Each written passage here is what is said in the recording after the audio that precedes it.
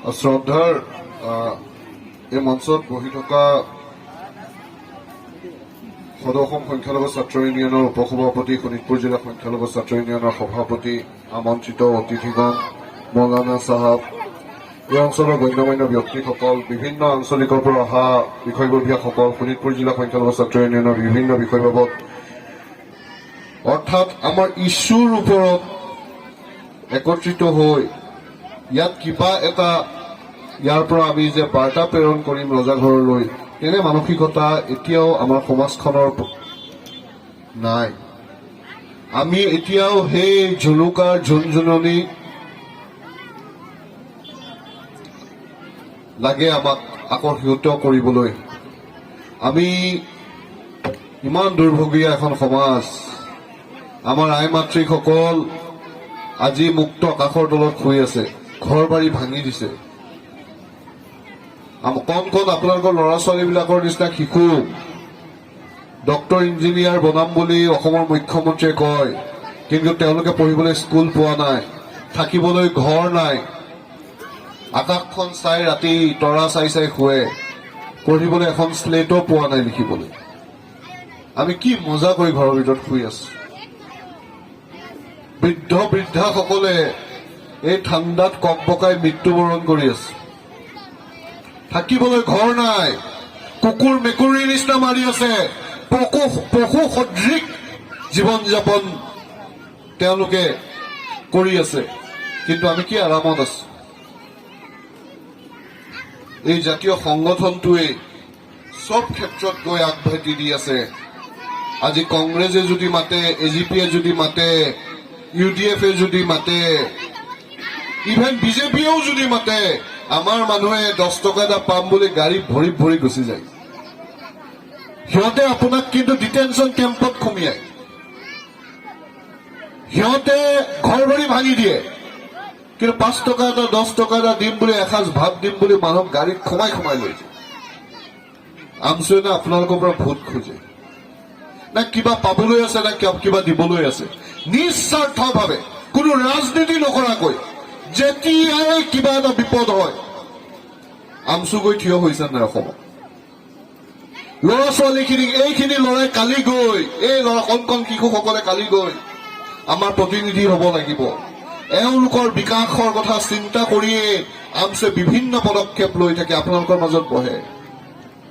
আজি কিহৰ কাৰণে দৰকাৰ পৰিছে ড্ৰাগছ, নিচা বিৰোধী ইয়াত সজাগতা সভা দিবলৈ? দুখ লাগে।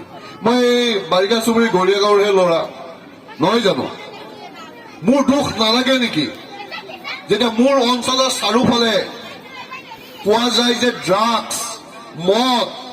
তোমালোকে কৈছিলা তোমালোক মুছলমান মানুহ, তোমালোকৰ গাত বোলে একটোপা তেজ পৰিলে কাটি দিব লাগে মাংসখিনি, কিন্তু তোমালোকৰ চৰবিলাকত তোমালোকৰ মানুহবিলাকে যদি মদ নাখায়, আমাৰতো মদৰ মালিকৰ দোকানবিলাক বন্ধ হৈ যাব।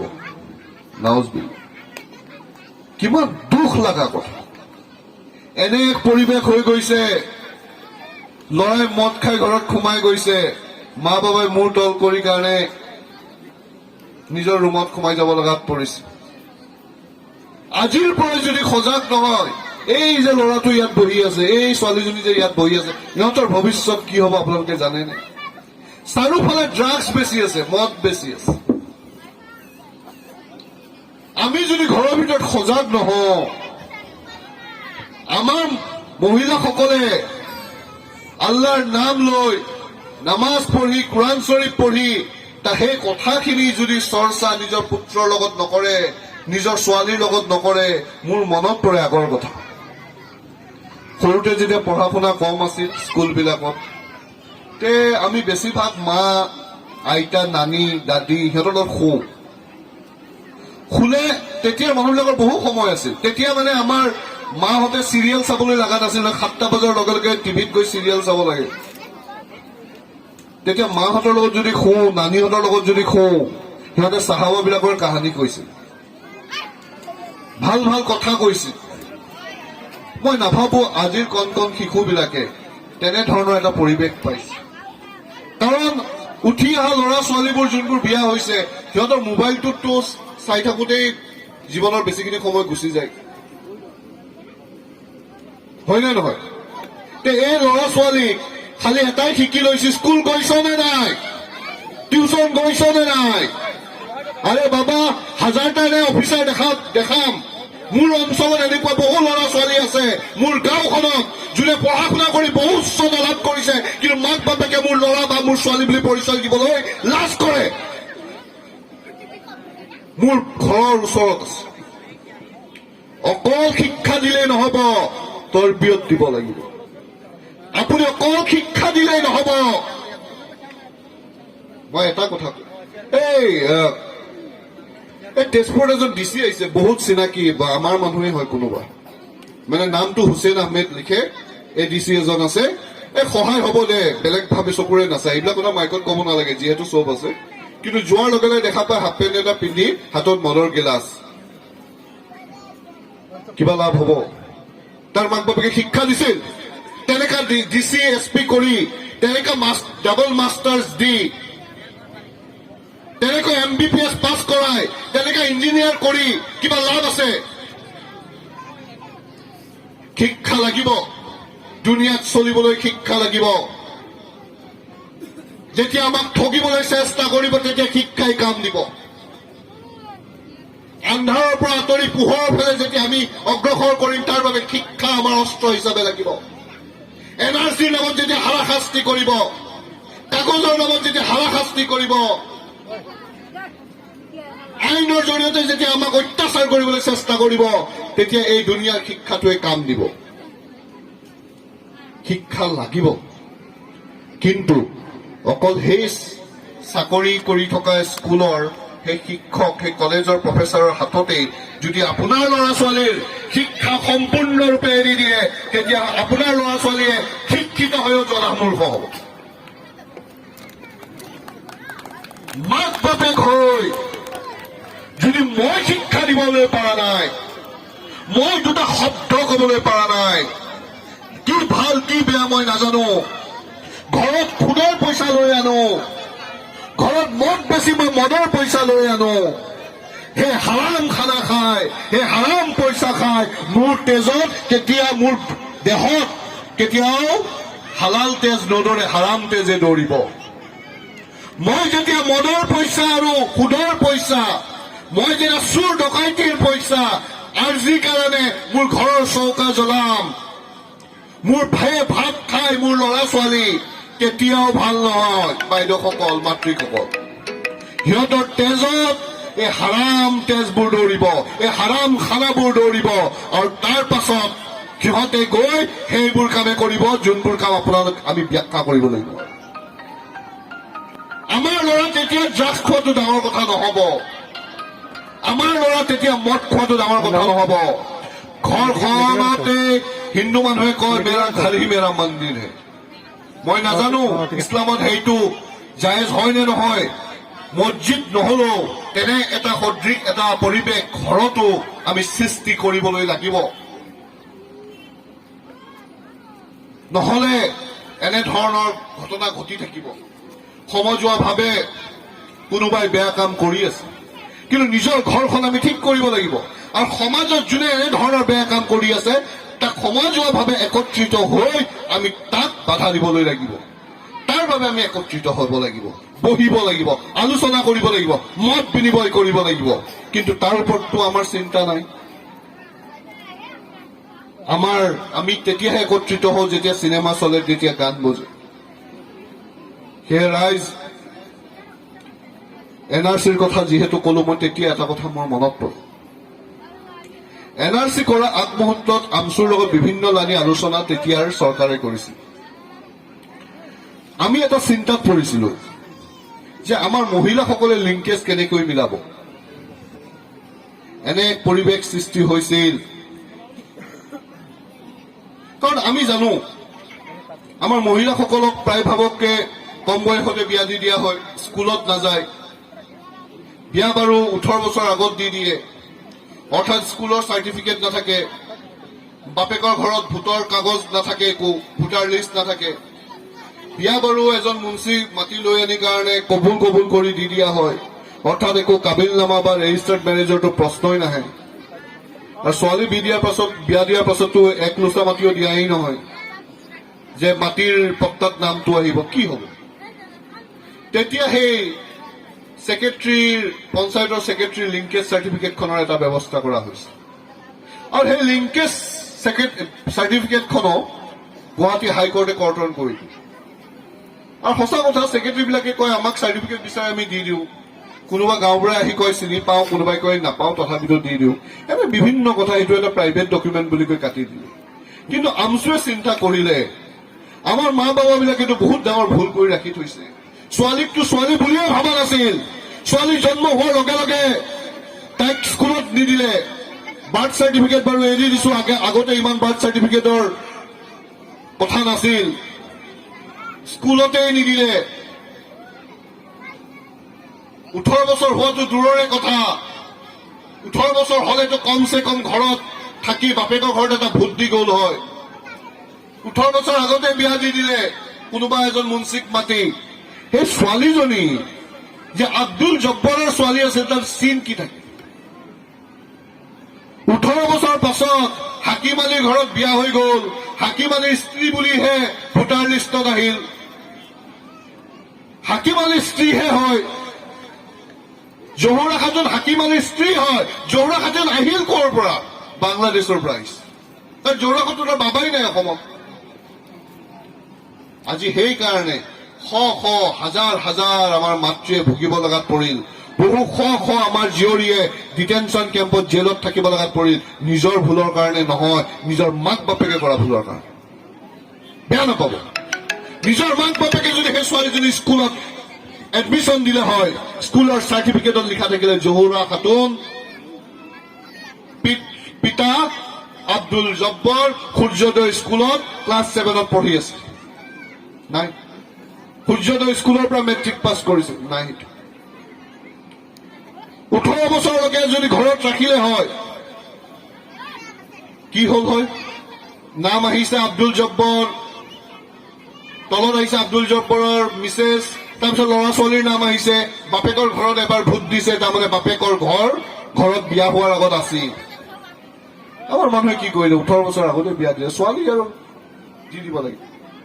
মই কৈছো সন্ধ্যাখন, এইটো মেছেজ চবে শুনিব। কিছুমান উচ্চ জাতিবোৰে কয় ল'ৰা তেতিয়ালৈকে মাক বাপেকৰ ল'ৰা হৈ থাকে যেতিয়ালৈকে বোৱাৰী নাহে। ছোৱালীয়ে কিন্তু নমৰালৈকে ছোৱালী হৈ থাকে। কিন্তু আমি ছোৱালীকে গুৰুত্ব নিদিওঁ। আজি পঢ়া শুনা কৰি প্ৰায়ভাগ ল'ৰাই নিজৰ মাক বাপেকৰ ঘৰ এৰি বাহিৰত থাকে। মই তেজপুৰৰ ল'ৰা গুৱাহাটীত থাকো।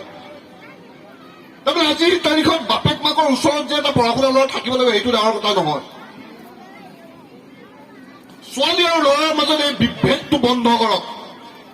ছোৱালী এজনীকৈ সিমানে শিক্ষিত কৰক যিমান এটা ল'ৰাক শিক্ষিত কৰিব লাগে। আমাৰতো ল'ৰাও নপঢ়ে, দুখ লগা কথা। এজনী ছোৱালী বেছি পঢ়ি দিলে তাইক বিয়া দিবলৈ এটা ভাল ল'ৰা বিচাৰি পোৱা নাযায়, হয়নে নহয় কওক? দুখ লগা কথা, লাজৰ কথা মোৰ সমাজত। ছোৱালীজনীটো MA পাছ কৰাই দিলো, আমাৰ সমাজততো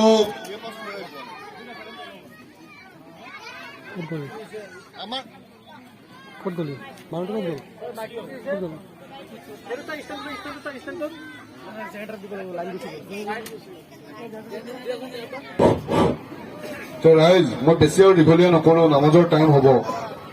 মই খালি এটাই কথাই কৈ দিছো, 18 বছৰ আগত যদি ছোৱালী কিন্তু বিয়া দিয়ে, বেলেগে এৰি দিলেও আমচুৱে এৰি নিদিয়ে। সেইটো কথা স্পষ্ট কথা, আমচুৱে এৰি নিদিয়ে। কাৰণ আপোনাৰ ছোৱালীজনী আমাৰ ভনী হয়। মাক বাপেকে ভাবিব পাৰে ছোৱালীজনী বিয়া দি দিওঁ, জন্ম দিওঁতে চিন্তা নকৰিলো, কিন্তু খুৱাবলৈ ভাত নাই, এতিয়া মই এৰি দিওঁ। না, নহব। যদি আপোনালোকে নোৱাৰে আমচুৰ ল'ৰা ছোৱালীক আহি ক'ব। 18 বছৰ আগত কোনোবা ছোৱালী যদি বিয়া হয়, আমচুৰ ল'ৰাক কিন্তু ইয়াত কৈ দিয়া হৈছে পুলিচ মাতা দায়িত্ব, বাকী মানুহে নামাতিলে আমচুৱে মাতিব। আৰু আপোনালোকৰ এটা কথা কৈ দিছো, আপোনালোকৰ ওচৰ চুবুৰীয়া যদি কোনোবা ছোৱালী, সৰু ছোৱালী বিয়া দিয়া হৈ আছে, আপোনালোকে ফোন কৰি দিব। আমচুৰ লোকে আপোনালোকে ৰখি থাকিবলৈ নালাগে। কাৰণ এজনী ছোৱালী জীৱন বৰবাদ হোৱা মানে এটা ঘৰৰ জীৱন বৰবাদ হোৱা। কাৰণ তাই সেই কম বয়সত বিয়া হৈ কাকোকে তাই শিক্ষা দিব নোৱাৰিব, কোনো ল'ৰা ছোৱালী ডাঙৰ দিবলৈ নোৱাৰিব, অৰ্থাৎ এটা গৰুৰ দল জন্ম কৰিব। সেইটো যেন নহয়। এইখন সমাজত আমি গৰু হৈ বহুতে জীয়াই থাকিলো, আৰু এতিয়াৰ পৰা উন্নত মাপদণ্ডৰ আমাৰ মানৱ সম্পদ লাগে।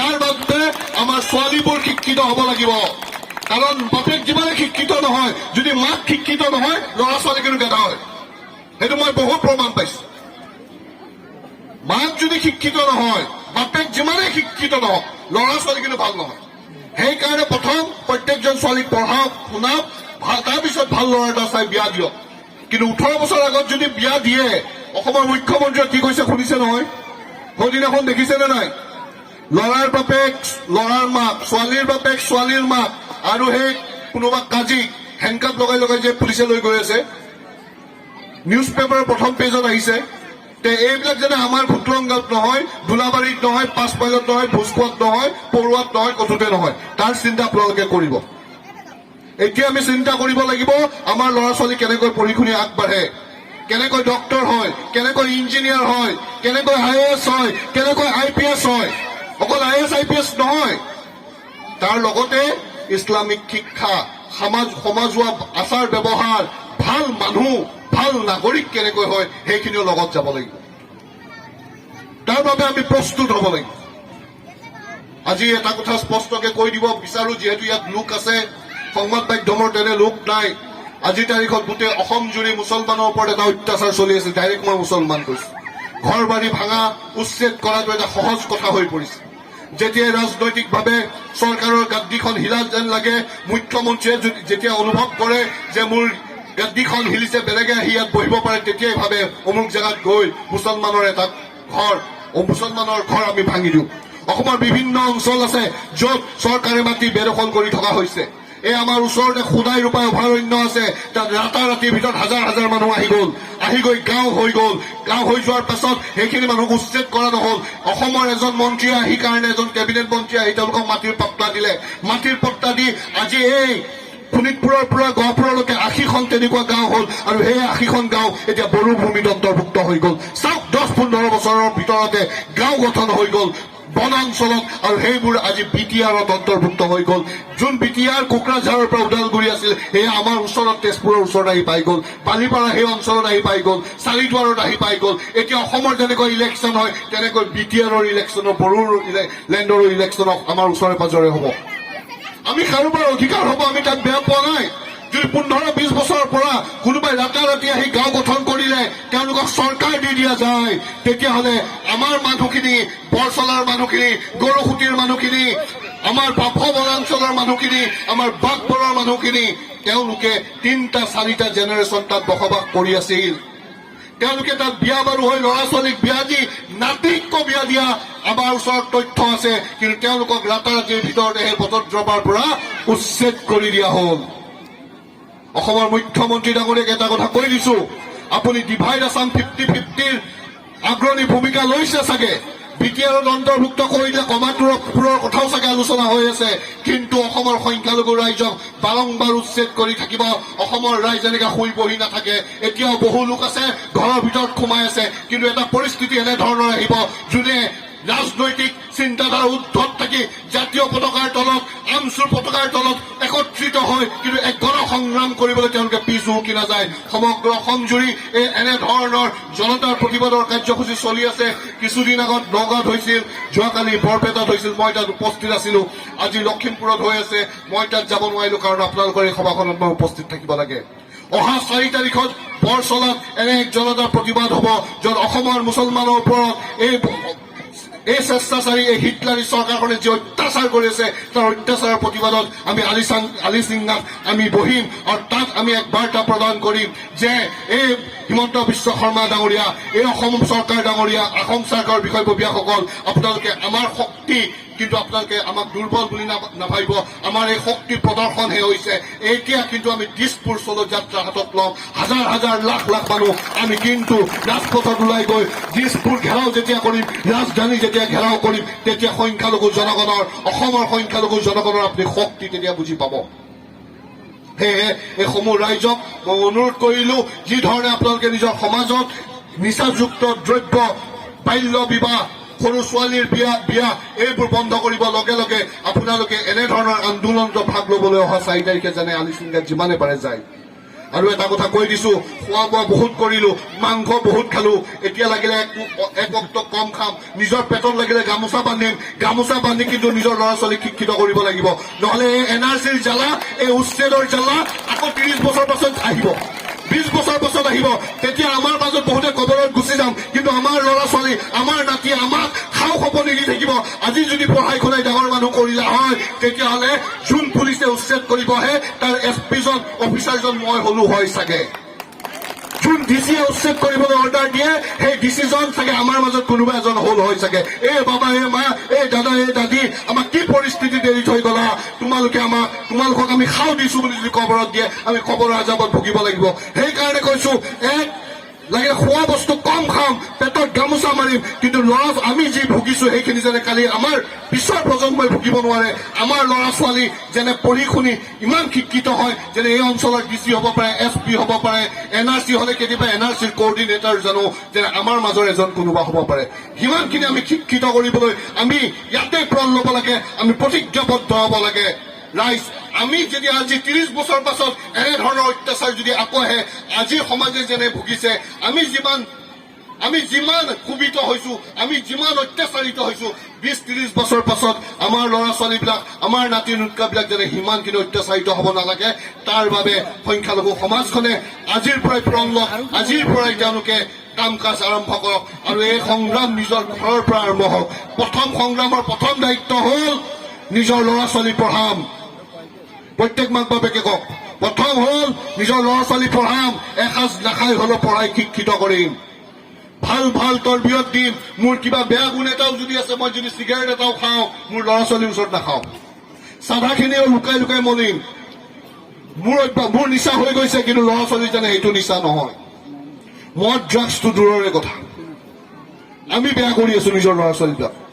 মাক বাপেকে যেতিয়া নিজৰ ল'ৰা ছোৱালীৰ ওচৰত চাধা মলিব, চিগাৰেট খাব, বিড়ি খাব, সেই ল'ৰা ছোৱালীয়ে গৈ মদ খোৱাটো ডাঙৰ কথা নহয়। দ্বিতীয় কথা আহি পৰিল, 18 বছৰ আগত এজনী ছোৱালীও বিয়া নিদিওঁ। বিয়া দিলেতো আমচু আছেই, পুলিচ আছেই, কিন্তু তথাপি ময়ো নিদিওঁ। মোৰ ছোৱালী পঢ়াম, কাৰণ কিয়, ছোৱালীজনী মই শিক্ষিত কৰিলেহে এখন সমাজ, এখন ঘৰ আৰু এখন দেশ শিক্ষিত হ'ব।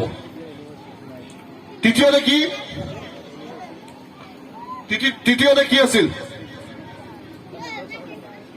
নিচা, শিক্ষা আৰু বাল্য বিবাহ। এই তিনিটা কথা অলৰেডি মই কৈয়ে দিছো। আৰু এই যে জুৱা, এইটো সাংঘাতিক নিচা।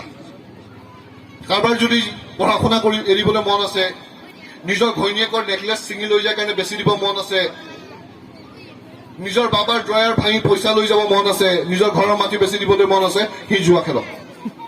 খুব ভাল লাগে, এদিন জিকি লৈ খুব ভাল লাগে, দ্বিতীয় দিনৰ পৰা লেংটা হৈ যায় পুৰা। ক'ব নালাগে এইবিলাক ধৰণৰ শব্দ, কিন্তু মোৰ যিহেতু লোকেল এৰিয়া, এইবোৰ মই কৈছো। এনেধৰণৰ ঠাণ্ডাই IPL চাইপিএল আহি যোৱাৰ লগে লগে যে উৎপাত আৰম্ভ হয়, সেইবোৰ আপোনালোকে ঘৰতো অলপ লক্ষ্য ৰাখক। ল'ৰাই কি কৰি আছে, মোবাইলত কি চাই আছে, মোবাইলটো এটা সময়ত দিব। আজিকালি দেখা পাইছো কেঁচুৱা জন্ম হোৱাৰ লগে লগে হাতত মোবাইল দি দিয়ে, কান্দে বুলি। তাৰমানে আৰম্ভণিৰ পৰা ইউটিউবৰ নাচ গান দেখা পোৱা যায়। আগতে কি কেঁচুৱা নাছিল মোবাইল নথকাৰ দিনত? মোবাইলো এটা বয়সৰ পাছতে হাতত দিয়ক। কিহত ব্যৱহাৰ কৰা আছে? আমি মোবাইল যদি ব্যৱহাৰ কৰো, আমি গুগলত চাৰ্চ কৰি কেইবাটাও আৰ্টিকেল পঢ়িবলৈ পাওঁ।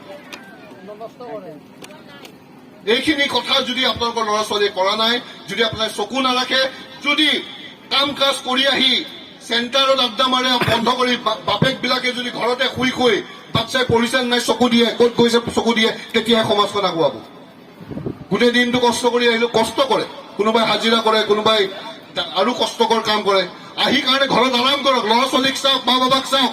গোলাবাৰী চেণ্টাৰত যে আড্ডা মাৰি থাকিলে ইফালে ল'ৰা ছোৱালী পঢ়া নাই, শুই গল, কোনোবাই ওলাই গুচি গল IPL চাবলৈ, কোনোবাই মোবাইল লৈ খেলি আছে। সেইটো যেন নহয়। বাবা মা পোৱালি জন্ম দিয়াটোৱে ডাঙৰ কথা নহয়, চকুৰ আগত ৰাখি সিহঁতক কেনেকৈ এটা পৰ্যায়লৈ লৈ যায় গুণবদ্ধ শিক্ষাৰ জৰিয়তে, অকল কিতাপৰ পাতেই নহয়, বাকী শিক্ষাৰ জৰিয়তে। ভাল বেয়া তেওঁলোকৰ হাতত প্ৰথম উদাহৰণস্বৰূপ হ'ব লাগিব মাক বাপেক। মাক বাপেক নিজে বেয়া হলে ল'ৰা ছোৱালী বেয়া। কিবা বেয়া গুণ থাকিলেও আমি সেইখিনি সীমিত ৰাখি ল'ৰা ছোৱালীৰ ওচৰত আমি মহত্বটো যোনটো আমাৰ, সেইটো প্ৰদৰ্শন কৰিব লাগিব। মই বিশেষ আৰু দীঘলীয়া নকৰো, মোৰ বক্তব্য এইখিনিতে সামৰণি মাৰিছো মগৰিবৰ সময় হৈ আহিছে আশা কৰো আমচুৰ পতাকাৰ তলত ভৱিষ্যতত যদি আপোনালোকে একত্ৰিত হ'বলৈ আহ্বান দিয়া যায় আপোনালোকে যেনে আহি একত্ৰিত হয় ধন্যবাদ